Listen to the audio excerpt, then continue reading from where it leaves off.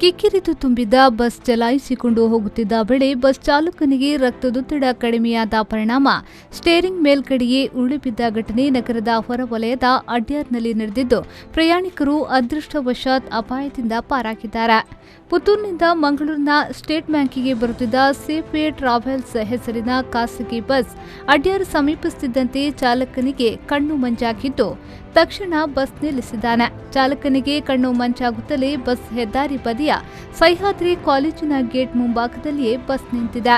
ಬಸ್ಸಿನ ಬಾಗಿಲಿನಲ್ಲಿ ನೇತಾಡುವಷ್ಟು ಫುಲ್ಲು ಜನರಿದ್ದುದಲ್ಲದೆ ಅರೆಕ್ಷಣ ಚಾಲಕನ ನಿಯಂತ್ರಣ ತಪ್ಪುತ್ತಿದ್ದರೂ ದುರಂತವೇ ನಡೆದು ಹೋಗುತ್ತಿತ್ತು. ಬಸ್ ಚಾಲಕ ಪುತ್ತೂರು ಮೂಲದ ಸಂತೋಷ್ ಎಂಬಾತನಾಗಿದ್ದು, ಕೂಡಲೇ ಸ್ಥಳೀಯರು ಮತ್ತು ಇತರೆ ಪ್ರಯಾಣಿಕರು ಸೇರಿ ಚಾಲಕನನ್ನ ಸ್ಟೇರಿಂಗ್ ಎಡೆಯಿಂದ ಹೊರಗೆ ತಂದಿದ್ದಾರೆ. ಬಳಿಕ ಪಡೇಲ್ನ ಫಸ್ಟ್ ನ್ಯೂರೋ ಆಸ್ಪತ್ರೆಗೆ ದಾಖಲು ಮಾಡಿದ್ದಾರೆ. ಬಸ್ನಲ್ಲಿ ಕಿಕ್ಕಿರಿದು ತುಂಬಿದಷ್ಟು ಜನ ಇದ್ರು. ಚಾಲಕ ಹಠಾತ್ ಆಗಿ ರಕ್ತದೊತ್ತಡ ಕಡಿಮೆಯಾಗಿರುವ ಹಿನ್ನೆಲೆಯಲ್ಲಿ ನೆಲಕ್ಕುರುಳಿದ್ದರಿಂದ ಜನರಲ್ಲಿ ದುರಂತದ ಭಯ ಆವರಿಸಿತ್ತು.